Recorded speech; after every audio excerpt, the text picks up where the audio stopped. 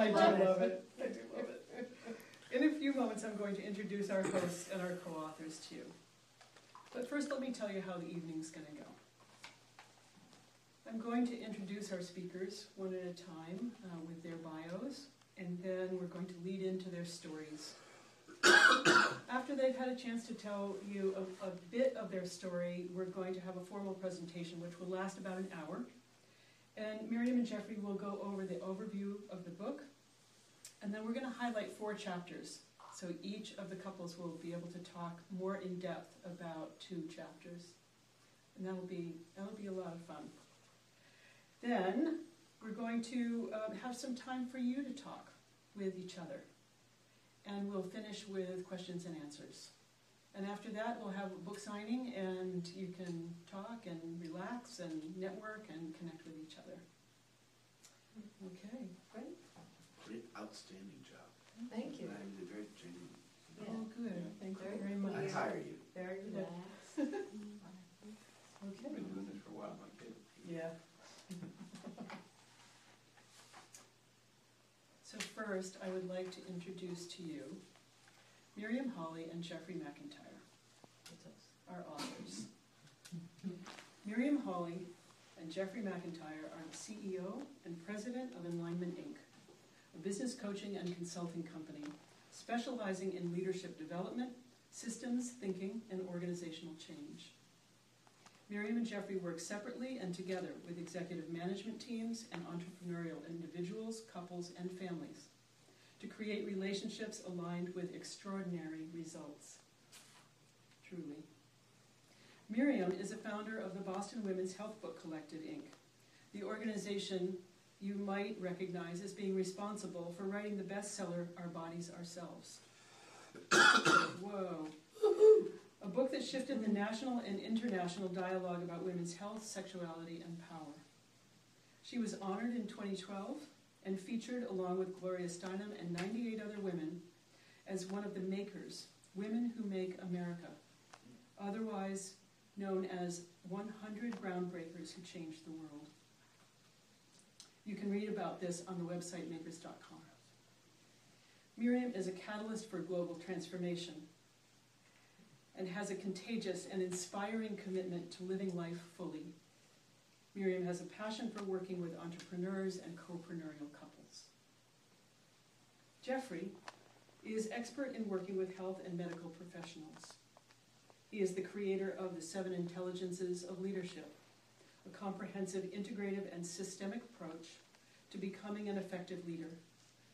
He served as president of the Massachusetts Association for Marriage and Family Therapists and has received MAMFT's highest award for his contributions. Jeffrey has practiced meditation in a variety of Buddhist traditions for over 40 years. He is a meditation instructor in the Shambhala Buddhist tradition and has created the program The Heart of Recovery, which integrates Buddhist meditation with Western 12-step traditions. In partnering, they co-authored You and Your Partner, Inc., published in 2012.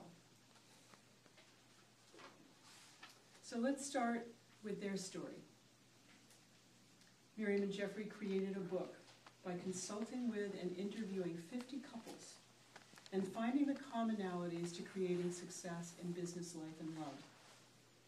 They were curious about what successful couples were doing to succeed.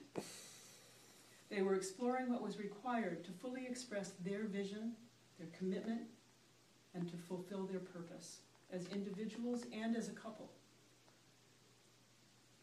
They found that Peter and Patty and many other couples were making these conversations come alive as they were developing and building their businesses and their lives together. Please join me in welcoming Miriam Hawley and Jeffrey McIntyre.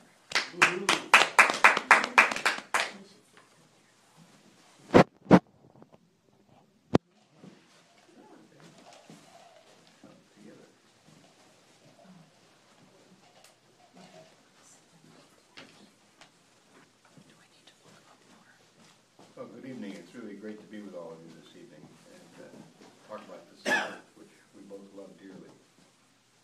You have to love it after 8 years, so this is how long it took to do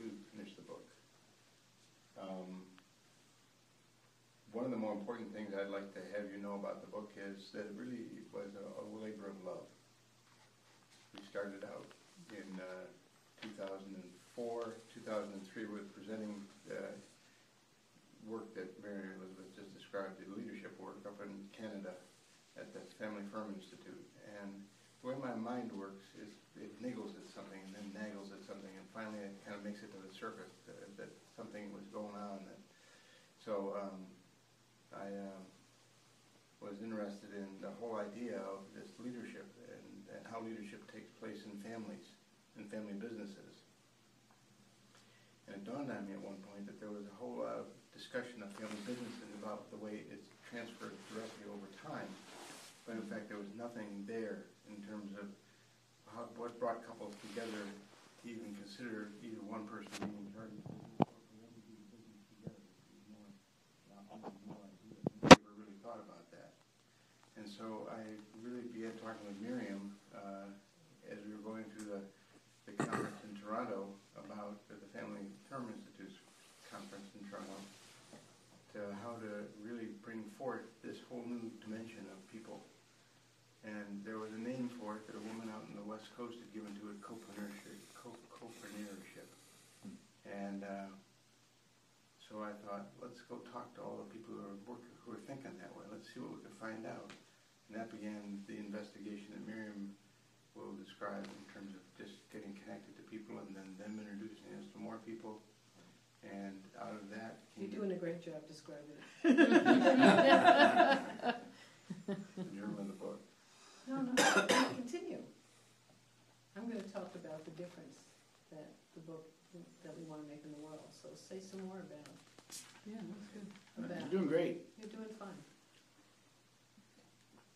Just a minute, I lost my place in the script. You were talking about copreneurial couples and Kathy copreneurial. Rorschach's book, and realizing that we were a copreneurial couple. We had been in business for a long time in a private practice, and were being drawn to CEOs and other managers and leaders who were coming for our psychotherapy services, but when they discovered that we were business people, they wanted us to talk about business strategy. Right.